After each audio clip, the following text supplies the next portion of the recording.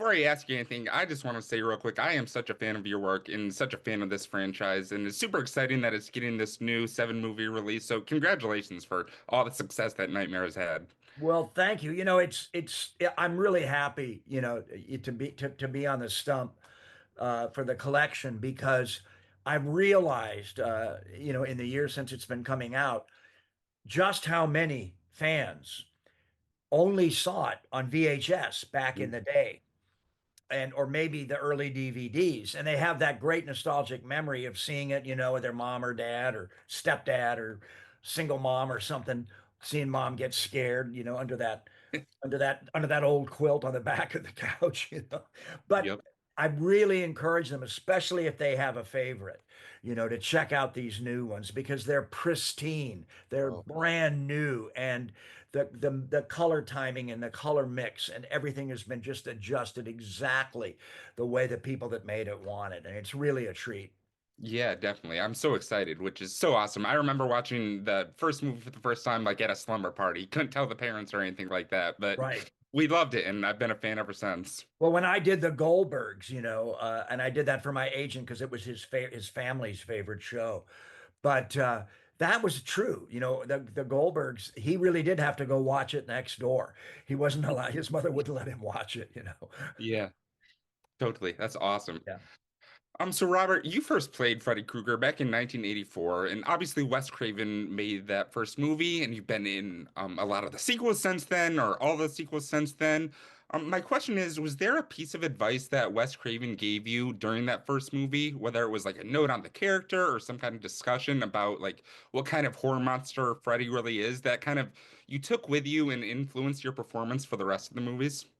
There wasn't really a note about how to act Freddy. Wes, God bless him, he was hands off with me. Once, he got me in that terrible sweater and those the 4 hours of makeup. But the great advice Wes gave me early on was to respect the genre, Mm. you know. And I remembered I had a flashback to my childhood. And I was a bit of a snob, in the 70s because I'd come from the theater. And I'd forgotten what a little fanboy I was, and how much I loved, Hammer films and matinee horror movies, and science fiction and Twilight Zone, and everything. And when Wes told me that to respect the genre, I think it really was a profound piece of advice because it really made me always think of the sequels and each one of the Nightmare projects to imagine them in the best possible way. Imagine that they would look the best possible way coming alive off the page of the script.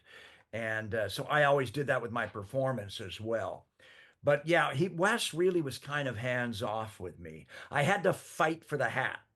He Oh, was really? getting cold. Both he and Robert Shea were getting cold feet about the hat for some reason. And I sort of reminded them how the hat could help with the makeup. It could help hide the makeup because it casts a shadow, and how by lifting my head, I could reveal my eyes and catch the light. And also, if I took the hat off, when I removed the hat, I would reveal further disfigurement, was a dramatic value too. So I had to kind of fight for the hat, but that's about it. Wes just sort of, once he cast me, he kind of left me alone. Sure, sure. That was a good fight. I'm glad we got the hat because I love it. Yeah, I am too. I know they literally put a paperboy's hat on me once. I felt like I was going out for the bus and truck company of Newsies. You know, I love it. So gotta kind of sing, building, gotta dance. kind of building off that. I mean, after you did that first movie, there were all the sequels, but then you and Wes came back for New Nightmare in 1994, which I think is maybe my favorite film of the franchise. Like, it's so It's hard to my pick. favorite. Is it really? Yeah. I love it. So I'm just kind of curious, in the 10 years since that first movie to New Nightmare, like did that dynamic change between you, Wes, and Heather, or was that like did you kind of all get back on set and click right back into it? No, I'd seen Wes a lot over the years, and I'd seen Heather a lot over the years on the publicity tours, and a couple of film festivals. Wes and I had a great time at some film festivals in Italy, and we got close. Not as close as we got when I did Nightmare Cafe with him, but we were pretty close. And when we got back, my big experience that I remember from Wes Craven's New Nightmare was hanging out with John Saxon every day for lunch because they had to shoot the kid up for the rest of the day. So I was always done by lunch, and I'd have my little glass of wine stashed in the catering truck, and I liked a free meal, and so did John. And I got John to open up and tell me every story from Elvis Presley to Bruce Lee to Robert Redford to James Dean to Natalie Wood to Audrey Hepburn, John Huston, Quentin Tarantino, Clint Eastwood, Marlon Brando. I got all of the stories from Mhm. John working the cusp of old Hollywood into new Hollywood. And that was my great takeaway from Wes Craven's New Nightmare.